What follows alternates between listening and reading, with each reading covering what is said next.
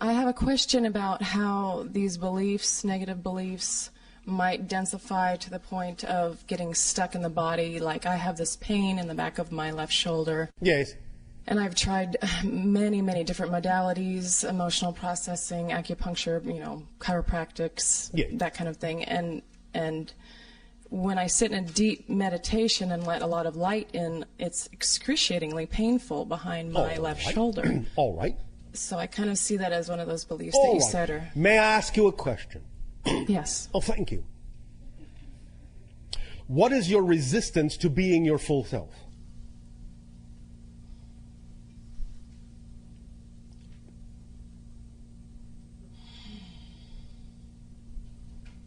All right, I'll ask it another way.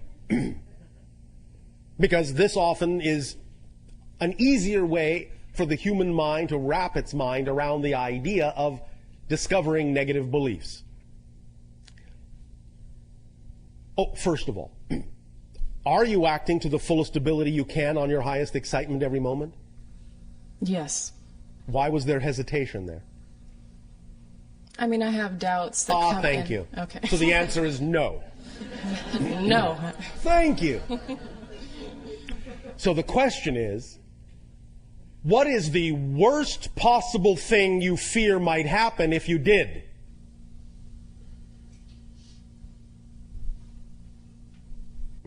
Oops.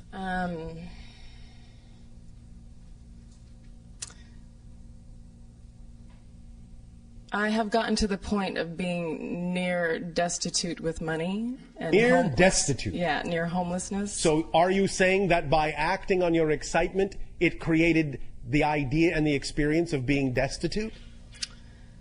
Is that what you are saying? Yes, I guess so. Do you understand that that is a fallacy? Yes. All right, explain it to us. How is it a fallacy, what you have just said? Well, acting on my highest excitement. Yes. I mean, there has to be a negative belief system in there saying yes, because that why? I don't deserve it. Because or why? like that. Because why? Yes, because why? How do you know that? Because I'm not living that reality. Because if you are actually truly in your excitement, if you're actually truly in that vibration, if you're actually truly in that state of being, that state of being does not, by definition, contain an experience of destitution. Correct. That tells you you must be relying on some other frequency to create that experience. Right. So why are you connecting the idea that excitement leads to destitution? Why are you creating that hybrid belief system? I guess because my highest excitement involve things like that cost a lot of money that I don't have in the moment. So? Do you remember our definition of abundance? Yes. What is it? Allowing... No. Oh. Do you wish us to repeat our definition of abundance? Yes, please. Are you paying attention? Yes. Are you sure? I am. Thank you. Abundance. The ability to do what you need to do when you need to do it. Period. What I need to do when I need to do it. Yes. The ability to do what you need to do when you need to do it. Sometimes that might require money, and if money is required, money will be there. If money isn't there, what does that tell you? Money may not be required to give you the ability to do what you need to do when you need to do it. Now, we understand that money is one of the valid symbols of exchange and abundance on your planet, but it isn't the only one. Many times when you have been raised to believe that money is necessary to do certain things, you actually shortchange yourself by closing the doors through which other forms of abundance might actually have brought that ability to you. Do you understand this concept? Yes. So it can be that you have a belief that says that certain things cannot be done, that you cannot experience abundance unless it comes in the form of money, when in fact you could be allowing abundance to come to you in many other forms, including money, when and where it's actually the most effortless form of abundance required for a certain thing. I have experienced that on many occasions. Yes. You know, following my excitement, whether it's walking in the woods Yes. or, you know, Yes. not taking a job, you know, when I'm Yes. scared that I need to or whatever. Yes, although you also want to pay attention to the fact that if you have belief systems that say that if you don't take the job you will be destitute, that you will also create a self-fulfilling prophecy by not honoring that belief. You cannot simply force yourself to jump off a cliff if you actually don't believe you have a parachute. Well, I jumped off the cliff 2 years ago, Yes. and it's been a process of, you know, Yes. bit by bit getting to that place where All that right. is. Have you been having fun? Yes, actually. All right. Yes. And a lot has manifested. You know, I've been to Peru, I've been to Hawaii, right. I've been, you know, blessed with a lot of... Did you always manifest money to allow those things to occur? No. Well, what a surprise. So the question is, can you allow the belief systems, the positive belief systems that obviously work very well in certain areas of your life, to work in other areas of your life? The belief that you are dealing with is a belief that says that while in certain areas the positive belief can work, in other areas they can't. So why is that belief within you?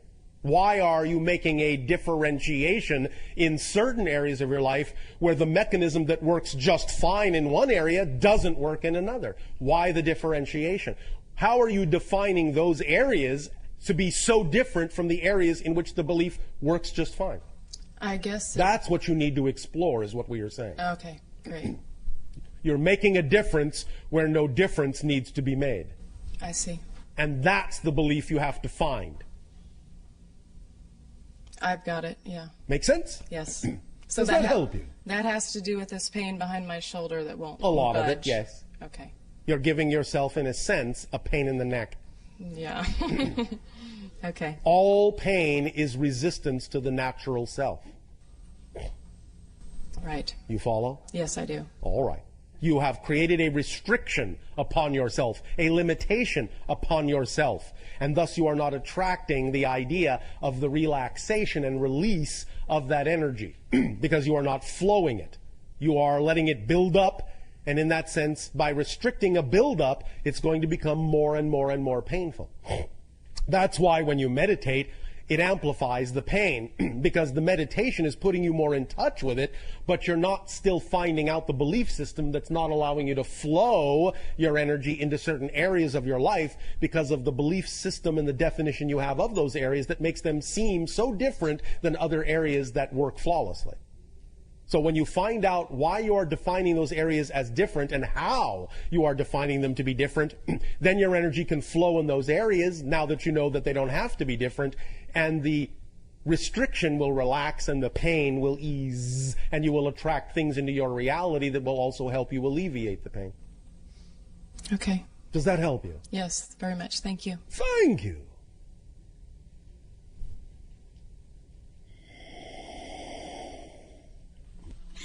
Bashar! Hello!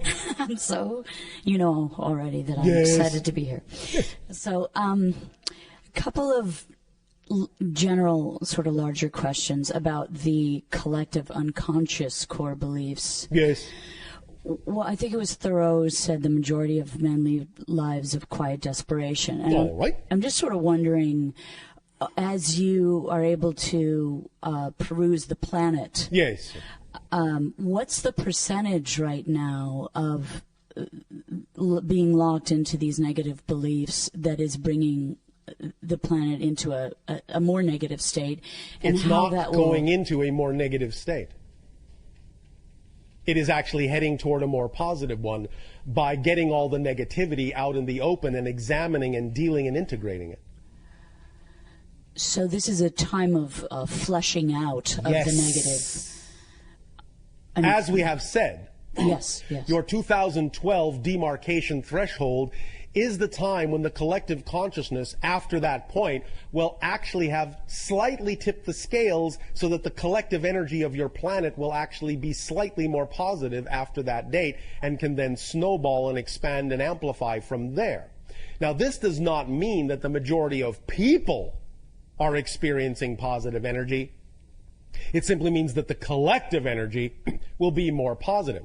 But the idea of that positive energy tipping the scales will actually come from a relatively small percentage of the population. The idea is that positive energy is integrative and expansive.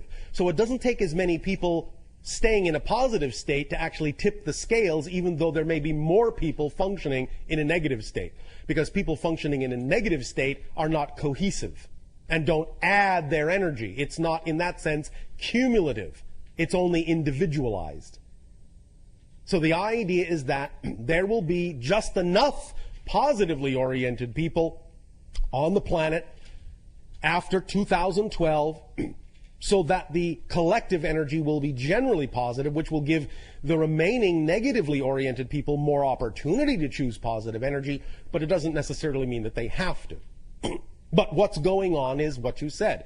Many of the negative belief systems are being brought out into the open in a kind of flushing out system so that people can decide for themselves which way they would prefer to go, what kind of a world they would prefer to have. Sure. So obviously, microcosmically, that's what's happening as well. This is our period of cleansing internally. Yes. Yes. Okay. Thank you so much. Or at least your period of opportunity to cleanse. Whether you actually take the action to cleanse is still left up to each individual. Right. So may I ask another? That was a question. Whoops. Okay, so I just went through a Millionaire Mind intensive from 9 in the morning to 11 at night for the last 2 days and decided I'm here for the third day. Oh, all right. I'm wondering, yeah, that was quite an experience. Yes. I'm wondering, is there a collective unconscious belief about money that is in the act of change? Well, obviously there is. Yes, obviously there is. Otherwise, the banks wouldn't be folding. But yes. How can we align ourselves with a more positive core belief about money to assist all of us towards more abundance right now in this place where we are collectively? Eventually, the idea of your system of exchange will actually be based on the idea of what people themselves bring to the party, as opposed to an arbitrary medium. Right. So it's a more individual application of our gifts and talents is what we should focus on. Is that correct? The thing to focus on always is to follow your joy, and if your joy brings you to the creation of a new system that can be put in place when the old one crumbles or before the old one crumbles, you will slowly replace the systems that way. Right. So you will not change the systems that are there. You will invent new systems that are part and parcel of your highest joy so that they will be in place when the old ones no longer work. But what we are simply saying is that as we scan your collective energy, we can tell that eventually, not tomorrow, not the day after tomorrow, maybe not even for several years, but eventually, maybe within your lifetimes, you will start to see the beginnings of a new exchange system that will actually be based on the people themselves and what they have to give, and an exchange in that context as opposed to arbitrary modalities of exchange that are only symbolic. That is, to me, like, so exciting. I just want to dance right now. Go ahead. Woohoo! Thank you. You know I'm just containing myself. And the Why? I know, but because I get disciplined by others around me as I express joy for everything you're telling me. Anyone going to discipline her? I'm just always so, I can't believe how people sit down and take this information when, it's really just an amazing process that is about our liberation. And at the same time, obviously, it is within your belief system to believe that people can take the information sitting down, since obviously you are creating in your reality a bunch of people around you sitting down. Not my choice, but... not your personal choice. Right. But obviously you are willing to allow other people to interpret this information in their own way. Sure, of course. Thank you. Of course. So the one last question, if I may... May she? Yes. Did you need permission? Yeah, because I don't want to steal anyone else's time. It is all well and good to be considerate. Nevertheless, you already knew that you could ask another question. Thank you. Thank you. Okay, now I'm getting emotional. all right. So, You talk about that moment, which is, I think it's kind of like the crux of the paradox, where yes. you're smack dab in the very center, looking at smack dab. Yes, you're looking at the no choice, and so the conclusion is, I don't want to survive. Yes, in the negative belief. Yes, deep in the core of the negative structure there. Yes. It seems to me like that is also a place of tremendous potential alchemy. Like, yes, of course. That's what we're talking about. Right. I understand that, and I know you sort of answered this question as what would I have to believe is true in order to be in the situation. But I kind of want you to expand on that moment, that quintessential moment where you're up against the wall a tiny bit more, if that's possible. All right. How to produce the alchemy, how to allow the alchemy of that second. Is that possible? It is possible. Thank you, sir. Sirs. Oh, sir. Ooh. Sirs. Oh, all right, ma'am. Madams. Yes. Again, this can be done in many ways. It depends upon the individual. It depends upon the belief system structure as to what methodology might work best for that individual. However, one way is again to recognize the power of paradox in the following way. In any event where you are feeling like you have no choice at all, it may be helpful to recognize that the only way it is possible to actually have the experience that you have no choice at all is to actually be free to choose anything. So free to choose anything that you can even choose the experience of having no choice at all.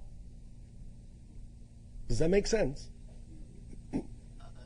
Yes, no, maybe. I'm getting there. It's kind of like living inside your anonymity, or I don't know. It's asking yourself, how did it come down to the idea that there is no other choice here? Because again, there's a negative and a positive side to this. The idea of the negative side of having no other choice can lead to the idea of true self-annihilation in the form of suicide. Not really self-annihilation, but a transition, but annihilation of the physical personality. The idea of no choice at all in the positive sense is that your passion is so representative of your true vibration that nothing else seems logical to choose. That there is no other choice but that one. So you can look at it from both sides. Having no choice doesn't in and of itself need to be a negative thing. It can be a positive thing. So the first realization is that even the issue of having no choice can also be positive as well as negative. That can lead to the realization that if you are able, if you're capable of actually arriving at an experience where it seems like you have no choice at all in the negative sense, that the only way you could possibly be having that experience is if you had been given the choice to have that experience, which means you have other choices. Right, you have all choice, right? Yes. So that fine line is walking. It seems to me it's the same line, the line of no choice and all choice. You're as close. Let me put it another way. Let me put it in terms that might be considered somewhat scientific on your planet, using the vernacular, using the example that is referred to as entropy. The idea that your scientists have expressed is that when all things, shall we say, in the universe, in creation, give off their energy, give off all their energy, when everything breaks down so that there is no more exchange, no more difference between anything, when it's all homogeneous and no more energy exchange exists, no more action can occur, if you actually look at that state from another point of view, you will realize that once complete and total entropy and non-action has been achieved, everything is equal. There is no way to tell anything apart from anything else. Then in that state of being, anything goes. Which means that it can actually start to recrystallize. It can actually start to reclump. It can actually start to redifferentiate. So from absolute entropy can actually come the seed of a new creation, the seed of a new Big Bang, so to speak. Because once you arrive at a place where everything is absolutely equalized, then anything can happen, because space and time, you don't know what direction anything is going in at all. it's all the same. So it might as well be going in any direction you prefer it to go in. And thus, by having that very thought, it brings everything into action following that thought, because that thought now is all there is for anything to take its cue from. Does that make sense? Yes. So when you arrive at the idea of having no choice, it's very similar to the idea of everything being equal, of not seeing any other direction to go in because there is simply no other action to take. And when there is no action to take in any direction at all, then you can actually take any action you wish, because when there is no action to take, all the rules are gone. Everything is gone. There are no more limitations at all, whatsoever. So you can do anything from that point. So having no choice, paradoxically, means you have every choice. Because once you have no choice, there are no rules, there are no limitations. Is that why I personally straddle that line so much? Because I'm seeking this tremendous liberation? You are doing that particular balancing act as a exploration of a theme. Yes. Okay. Does that help you? Yes. When will it be over? Never. Why would you want it to be over? Does that mean that you are not allowing yourself to define this experience in a positive way? Because all you're actually asking is the question, when will I choose to have the experience in a positive way? When will I choose to define it in a positive way? Because when I define it in a positive way, I'll never want it to end. Yes, to live more in the infinity. Instead of walking on the line between the two. Yes. I would, is there a way to walking jump on off? The line between the two is experiencing the balance of infinity, if you define it that way. See, what we are saying is you can define it however you wish. Right. And that's what's going to determine how you're experiencing what it is you are creating.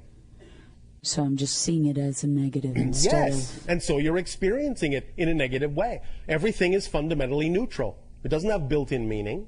Right. Walking the line between the two doesn't mean anything. You decide what it means, and when you decide what it means, the meaning you give it determines the effect you experience from it. It's as simple as that. Life is meaningless. It doesn't have built-in meaning.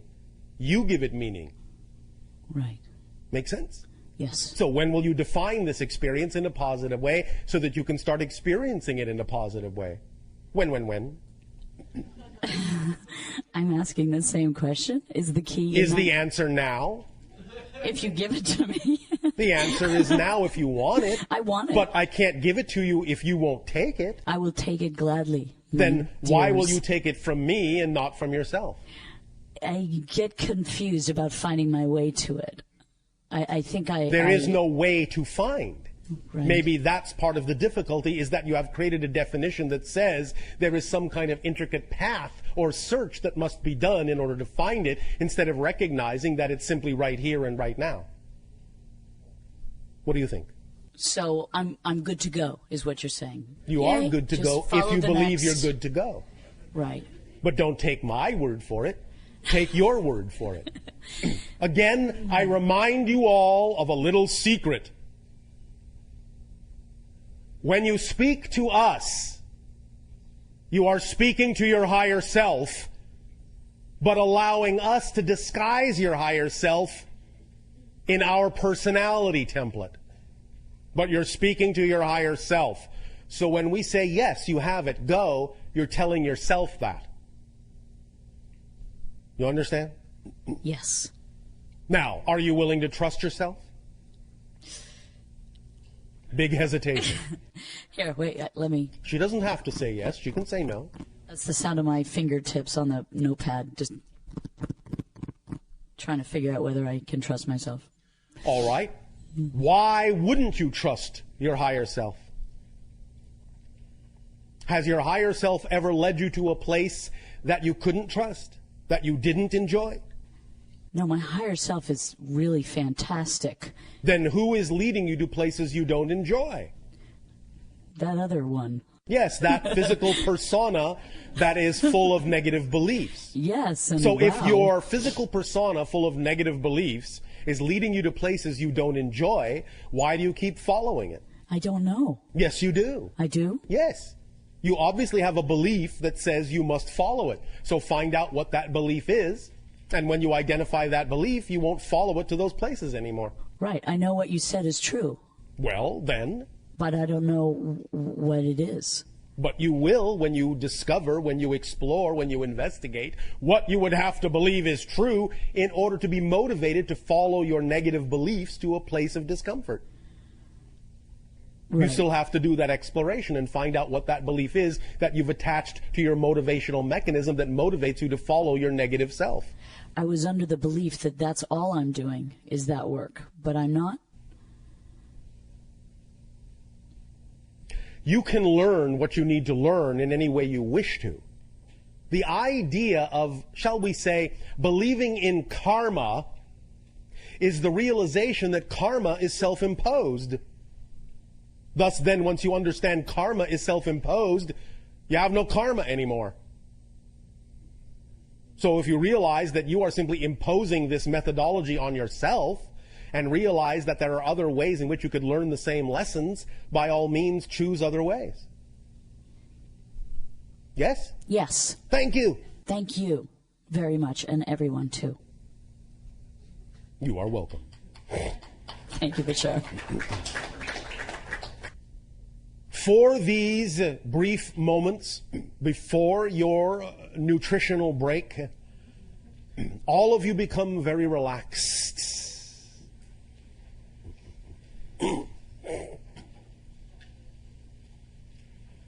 Close your eyes and take a deep breath in. Imagine a giant ball of light, a star, the sun, just above you. Feel yourself melting under its heat. Melting, softening, plasticizing. All of your components blending together, flowing, undifferentiating, melting into a crucible of bubbling liquid. You are a golden bubbling liquid in this golden chalice. Pure, undifferentiated, honey-colored, bubbling liquid. Feel the warmth. Feel the ease. No difference between this and that. All one.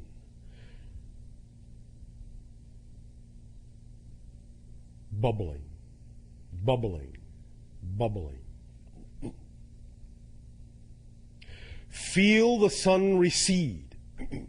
Feel yourself crystallizing, differentiating, new pathways, new crystals, becoming ice, freezing into a pattern that still contains that same relaxed, undifferentiated knowingness, even while you create differentiation within your pattern. But every crystal is imbued with the same knowledge, the same understanding that all have access to the same energy. All are one, and the one is all. Now feel yourself getting colder and colder and colder. Feel yourself, this ice crystal in the blackness of space, crystallizing, crystallizing, crystallizing until you crack and shatter into 1,000 shards and go floating off in zero gravity in all different directions, glistening in the distant starlight, little pinpoints of ice crystal light floating off, floating off, floating off, until your crystals are evenly dispersed throughout the totality of the emptiness of the blackness of the void. And there is nothing but your crystals everywhere, equidistant, glistening, glistening, glistening. And then the light goes out. And then you suddenly awaken to the fact that you are a body in a world once again. Awakening from this dream, this expansive idea, this expansive reality is contained within you. In every cell, in every atom, in every subatomic particle. Breathe in the knowingness. Breathe it in, breathe it in, breathe it in. And as you exhale, exhale with certainty that you are not the same person that was here a moment ago. This is a new reality, a new person in a new reality. And as you shift moment to moment, new realities are created every moment. And it is always your choice to draw from that certainty, that knowingness, that interconnectedness of all things to create whatever reality you prefer, whatever belief you wish. Breathe it in. Moment to moment, every breath is a new universe, a new reality, moment to moment. Recognize the difference. Create the difference between the realities. The more degree of difference you design, the more you will know that you are changing your reality every moment. The only reason you don't know that now is because every reality you create is so similar to the last one. The more difference you allow in each new reality, the more you will know and experience the truth that manifestation is instantaneous, that creation of new realities is immediate, and always has been, and always will be. But you will be able to see that, you will be able to make that experience and that instantaneity visible by creating a greater degree of difference with each new reality creation that comes with every moment. Be free to be you. You will attract what you need. Take a deep breath in. Hold it. Hold it. Hold it. And blow it out.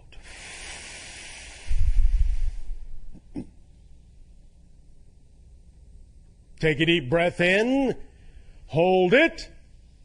Hold it. Hold it. And blow it out. And one more time. Take a deep breath in and hold it, hold it, hold it, hold it.